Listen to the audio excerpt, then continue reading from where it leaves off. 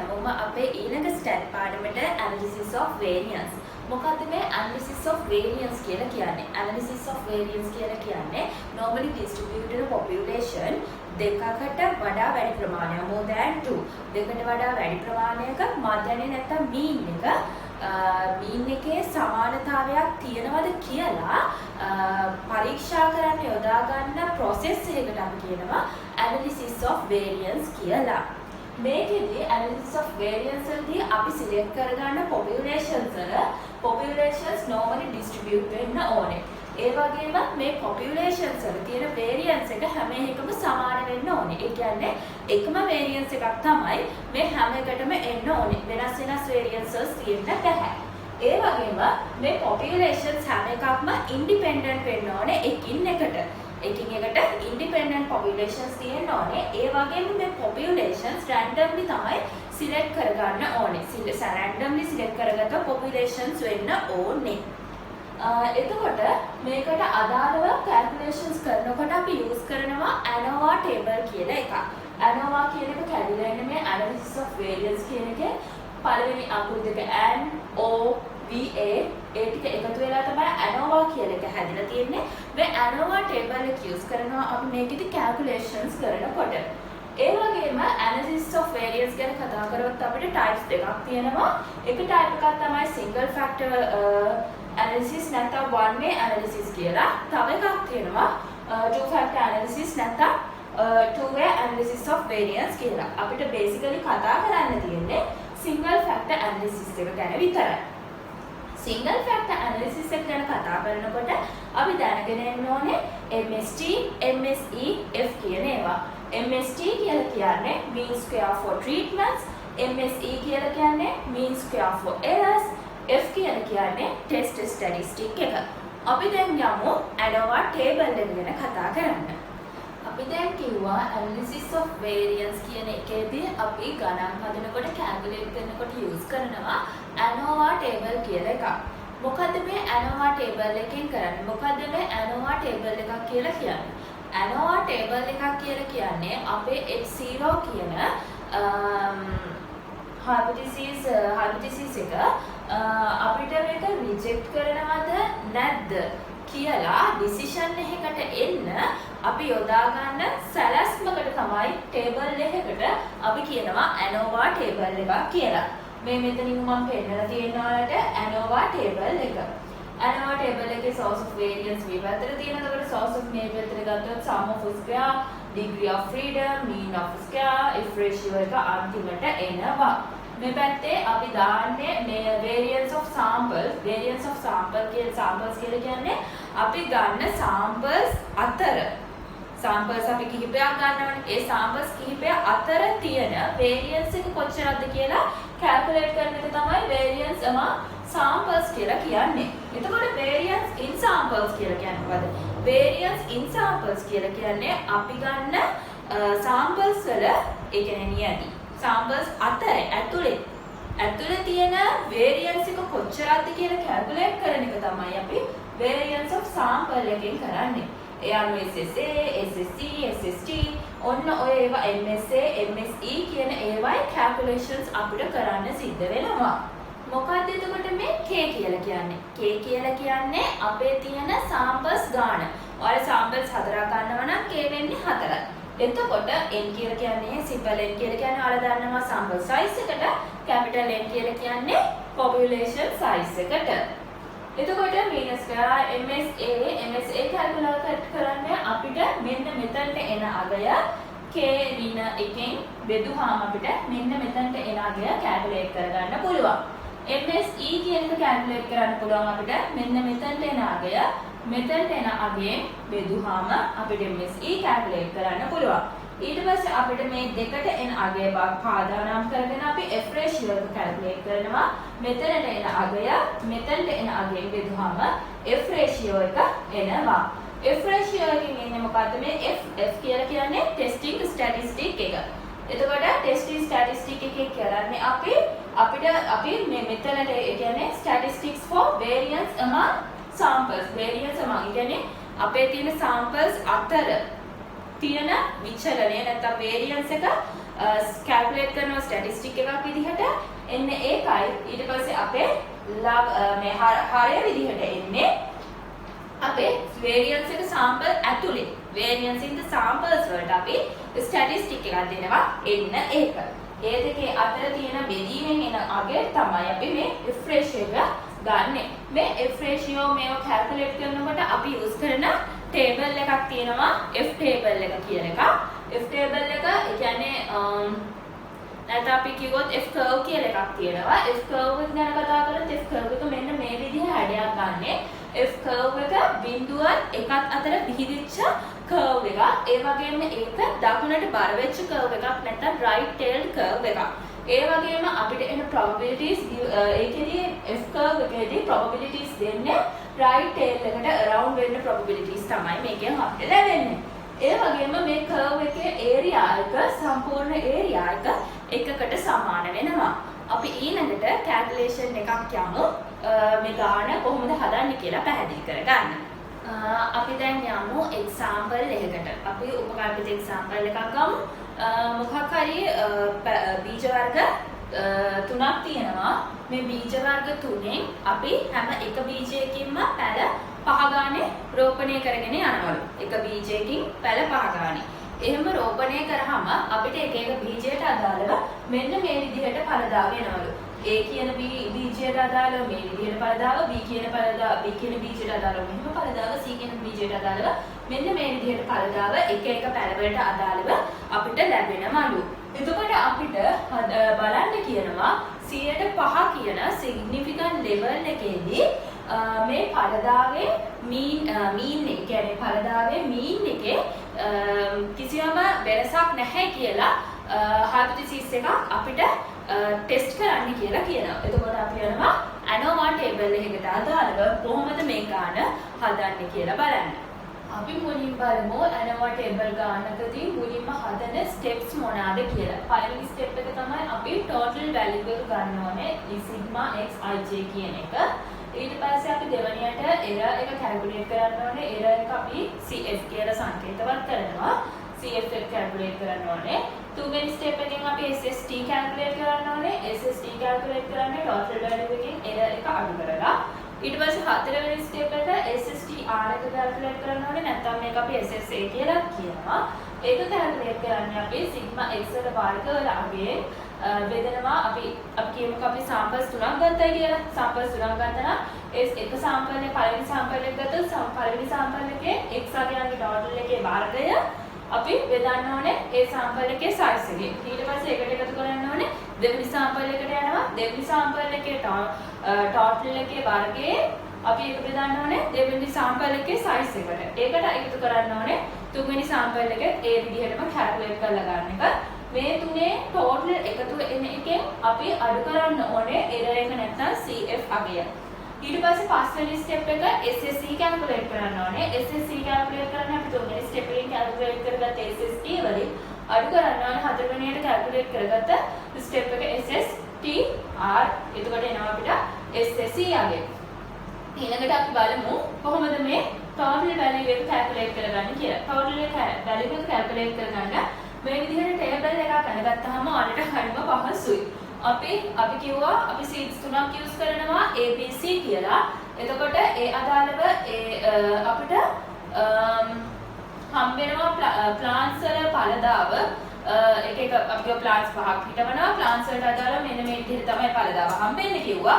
එතකොට ABC කියන beans වලට අදාළව seeds වලට අදාළව තියෙන ඵලදාව අපි මෙන්න මේ විදිහට සිරස් අතර ලියා ගන්න ඕනේ. සිරස් අතර ලියාගත්තාම ලේසි.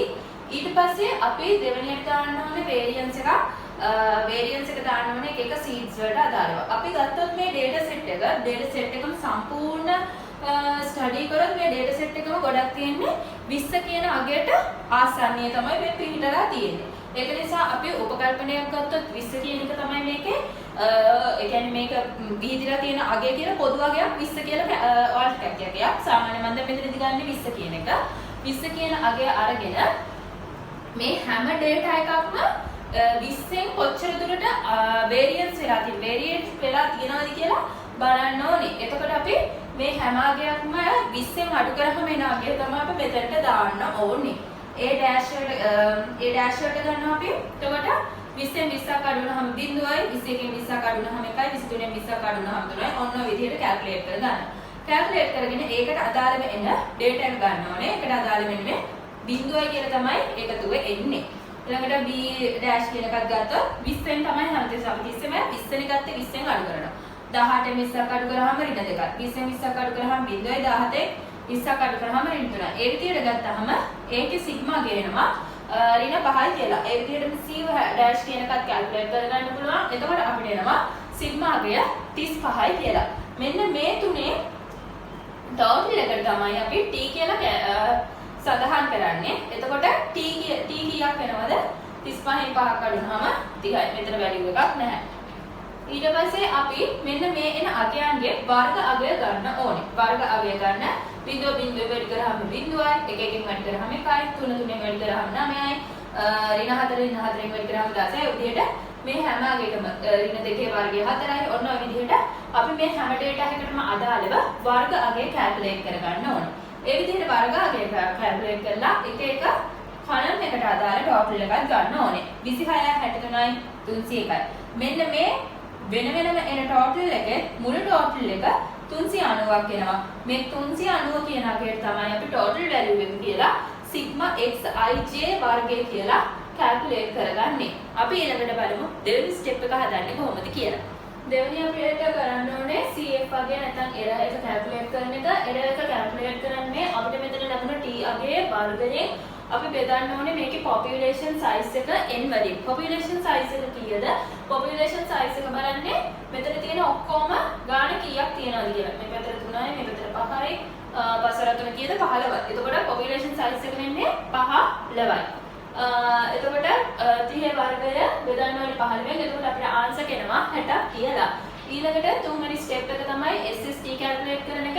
SST කැල්කියුලේට් කරන්නේ අපිට ආපු ටෝටල් වැලියු එකේ එරර් එක අඩු කරලා. එතකොට අපිට එනවා ටෝටල් වැලියු එක 390ක් තියෙනවා ටෝටල් වැලියු එක 390ෙන් අපි අඩු කරන්න ඕන 60ක් 390ෙන් 60ක් අඩු කරාම අපිට එනවා 330.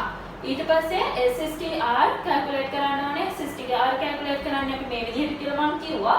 එතකොට අපිට සිග්මා x අපි ගත්තොත් සිග්මා x එකේ වර්ගය 1. එතකොට මෙන්න මෙතනට ගන්න මෙතන එක කියලා ගන්න ඕනේනේ. එතකොට එකේ එකතුව කීයද එන්නේ? ටෝටල් එක සිග්මා x 0යි.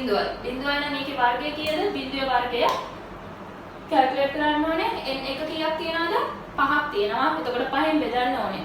සිග්මා x දෙකේ වර්ගය සිග්මා x දෙකේ වර්ගය සිග්මා x කියන්නේ b1 කියන එක ගන්නේ b1 කියන එකට ඍණ 5ක් එනවා ඍණ 5 වර්ගය ගන්න ඕනේ. ඊට පස්සේ අපිට එනවා ඊළඟට මේකේ 35කට ටෝටල් එකක් තියෙනවා 35 වර්ගය ගන්න ඕනේ 35 වර්ගය අරගෙන ඊට පස්සේ ඒකත් 5ෙන් බෙදන්න ඕනේ. මේ හැම එකම අපිට තියෙන්නේ 5 ගානේ n අගය. එතකොට ඊට පස්සේ එකකින් අඩු කරන්න ඕනේ CF අගය නැත්නම් එරර් එක 60. ඊට පස්සේ එතන 60 අඩු කරා. ඊට පස්සේ මෙතන සුළු කරාම අපිට එනවා 250 250න් 60ක් අඩු කරාම එනවා SSTR අගය 190ක් කියලා. ඊළඟට පස්වෙනි ස්ටෙප් එක SSC කැල්කියුලේට් කරන එක. SSC කැල්කියුලේට් කරන්නේ SST වලින් SSTR අඩු කරලා. එතකොට අපිට SST ආවා 330 SSTR ආව 190 330න් 190ක් අඩු කරාම අපිට එනවා 140යි කියන අගය. ඊට පස්සේ අපිට තියෙන ANOVA ටේබල් එකට මෙන්න මේ දත්ත ටික කොහොමද වැටෙන්නේ කියලා බලන්න. දාන්නේ කොයි විදිහටද කියලා, ඇප්ලයි කරන්නේ කොයි විදිහටද කියලා ඊළඟට බලමු. ඊළඟට අපි බලමු ANOVA ටේබල් එකට ඇප්ලයි කරන්නේ කොහොමද කියලා. මේ පැත්තට තියෙන අපි කිව්වා among samples variance තියෙනවා කියලා. ඊට පස්සේ මෙතනට තියෙන්නේ in sample variance කියලා කිව්වා. එතකොට මෙතනට අපි දාන්න ඕනේ SSTR අගය ආව 190ක්. එතකොට 190 මෙතනට ඇප්ලයි කරනවා. SSC අගය මෙතනට ඇප්ලයි වෙන්න ඕනේ. SSC අගය අපිට ආව 140ක් කියලා. එතකොට මෙතනට ඇප්ලයි කරනවා. SST කියලා කියන්නේ ටෝටල් එක අපිට ආවා SST අගය 330ක්. එතකොට 330ක් මෙතනට ඇප්ලයි වෙනවා. ඊට පස්සේ DF අගයන් අපි ගන්න ඕනේ. මෙතනදී among sample DF අගය ගන්න අපි K වලින් අඩු කරන්න ඕනේ එකක්. එතකොට අපේ K අගය වෙන්නේ කීයක්ද? seeds 3ක් use කරන හින්දා අපේ K අගය වෙන්නේ 3යි. එතකොට 3ෙන් අඩු වෙන්න ඕනේ එකක් තුනෙන් එකක් අඩු වුණාම දෙකක් එනවා. එතකොට අපේ n අගය කීයක් වෙන්න ඕනද? අපි එක සීඩ් එකකින් පෙර පහ ගානේ මේ ප්ලාන්ට් කරනවා. එතකොට අපේ n අගය වෙන්නේ 5යි. 5න් එකක් අඩු කරාම 4යි. k අගය 3යි. 3න් වැඩි වුණාම අපිට 12ක් එනවා. එතකොට කැපිටල් n අගය වෙන්නේ අපේ කීයද? 15යි. මොකද අපි ප්ලාන්ට්ස් පහ ගානේ සීඩ්ස් තුනකින් සීඩ්ස් තුනක් යූස් කරලා එක සීඩ්ස් එකකින් පහ ගානේ apply කරනකොට පස්සට 3 15යි 15න් කපල් කරාම 14යි. ms අගය කැල්කියුලේට් කරන්නේ කොහොමද? ms a කැල්කියුලේට් කරන්නේ මෙන්න මෙතන අගය අපි දන්න ඕනේ මෙතනට එන අගයෙන්. එතකොට 190 බෙදන්න ඕනේ දෙකෙන්. එතකොට 95ක් එනවා. ms e අගය කැල්කියුලේට් කරන්නේ මෙතනට එන අගය මේකෙන් අඩු කර බෙදන්න ඕනේ. එතකොට 140න් 12න් බෙදුවාම එනවා 11.6යි 7ක්. එතකොට f ratio එක කැල්කියුලේට් කරන්නේ කොහොමද? f ratio එක කැල්කියුලේට් කරන්නේ ms a එන අගය බෙදන්න ඕනේ ms e අගයෙන්. එතකොට 95 බෙදන්න ඕනේ 11.6යි 7න්. 11.6යි 7න් බෙදුවාම අපිට උත්තරේ එනවා 8.14ක් කියලා. අපි ඊළඟට බලමු කල්පිතය රිජෙක්ට් කරනවද නැද්ද කියලා ඩිසයිඩ් කරන්නේ කොහොමද කියලා.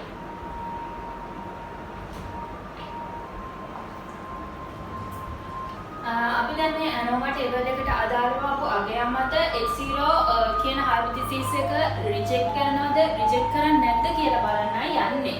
එතකොට අපි මුලින්ම H0ටයි H1ටයි අදාළ දේ ලියාගමු. අපේ මේකෙදි කියන්නේ ගානෙදි කියන්නේ සිග්නිෆිකන්ට් ලෙවල් එක පහේදී චේන්ජ් එකක් තියෙනවද නැද්ද කියලා අපිට ටෙස්ට් කරන්න කියලා. no change කියලායි කියන්නේ. එහෙනම් අපේ නිල් හයිපොතීසිස් එක වෙන්නේ මොකද්ද? no change. අපේ මේකෙන් තියෙන more than එහෙම මුකුත් නෙමෙයි. no change. no change නම් අපි කරන්නේ මොකද්ද? equal කරන එක. අපේ එක එක samples තියෙනවා. samples වල mean එක අපි equal කරන එක තමයි H0 එකේදී කරන්න ඕනේ. H0 නැත්නම් නිල් හයිපොතීසිස් එකේදී. එතකොට mean 1 එක mean 2 එක mean 3 එක කියන තුනම equal කියලා අපි උපකල්පනය කරනවා. එතකොට එහෙනම් මේක රිජෙක්ට් වෙනවා නම් ගන්න පුළුවන් H1 කියන හයිපොතීසිස් එක. එතකොට H1 වෙන්නේ මේ ටික අසමාන වෙනවයි කියන එක. එතකොට අපේ සිග්නිෆිකන්ට් ලෙවල් එක දීලා තියෙනවා 105යි කියලා. 105ට අදාළව අපේ කොන්ෆිඩන්ස් ලෙවල් එකට අදාළ අගය ගන්න ඕනේ අපි F table එක කියලා එකක් තියෙනවා. F table එක use කරලා F table එක සිරස් අතර අපේ දාලා තියෙන DF අගයන් වෙන්නේ K n වෙන එක. නැත්නම් අපිට ANOVA වගේ මෙන්න මෙතන එන අගය තමයි අපි ගන්නෙ. එතකොට මේ අතර තියෙන ඒවා ගන්නේ K රින එක. මෙන්න මෙතන DF අගය එන එක තමයි අපි ගන්නෙ. එතකොට F වල K රින එක K n රින එක 0.05 සිග්නිෆිකන්ට් ලෙවල් එක අපේ 5යිනේ. 105 කියන්නේ 0.05 දී කියන එක. එතකොට මේ පැත්තට දෙක තියෙන එක ඒ වගේ සාමාන්‍යයෙන් 0.05 තමයි අපේ සිග්නිෆිකන්ට් ලෙවල් එක ගන්න. මේ පැත්තට මේ පැත්තට තියෙන K රින එක කියන්නේ දෙක. මේ දෙක තියෙන තැන බලන්න මේ වගේ මේ පැත්තට. ඊට පස්සේ මේ අතට 12 තියෙන තැන බලන්න ඕනේ. ඊට පස්සේ මේ දෙක ක්‍රොස් වෙන තැනක් තියෙනනේ. අන්න එතනට එන අගය තමයි අපි සිග්නිෆිකන්ට් ලෙවල් එකට අදාළ වගේ කීයද කියලා ගන්න. එතකොට අපිට එනවා 3.89. එතකොට අපි මේ කර්ව් එකට දැම්මොත් කර්ව් එක ඇන්දොත් අපේ 3.89 කියන පැත්තට ටේල් එක රයිට් එකට තියෙන ටේල් එක තමයි අපි රිජෙක්ට් කරනවා කියන ඒරියා එක ඉන්නේ H0 කියන හයිපොතීසිස් එක රිජෙක්ට් කරන ඒරියා එක වෙන්නේ 3.8ට වඩා වැඩි වෙන ටික. එතකොට මෙන්න මේ මම පාට කරලා තියෙන ඒරියා එක H0 රිජෙක්ට් වෙන ඒරියා එක. එතකොට අපිට ආවා F ratio කීයක් කියලාද? 8.14ක් කියලා. එහෙනම් 3.89ට වඩා වැඩිද අඩුයිද 8.14? 8.14 වැඩි. එහෙනම් මේක වැටෙන්නේ මෙන්න මේ වගේ ඒරියා මේ ඒරියා එකට වැටෙන අගයක්. 3.89ට වඩා වැඩි කියන්නේ මේ පැත්තට වෙන්න ඕනේ. එතකොට 8.14 වැටෙන්නේ අපේ H0 rejection area එකට. එතකොට එහෙනම් අපි මේකෙදි H0 කියන hypothesis එක reject කරනවා. ඉතින් analysis of variance කියන lesson එකට අදාළව අපිට basically ඉගෙන ගන්න තියෙන ඔය ටික ඊළඟ දවසේ තවත් අලුත් පාඩමකින් හමු වෙමු.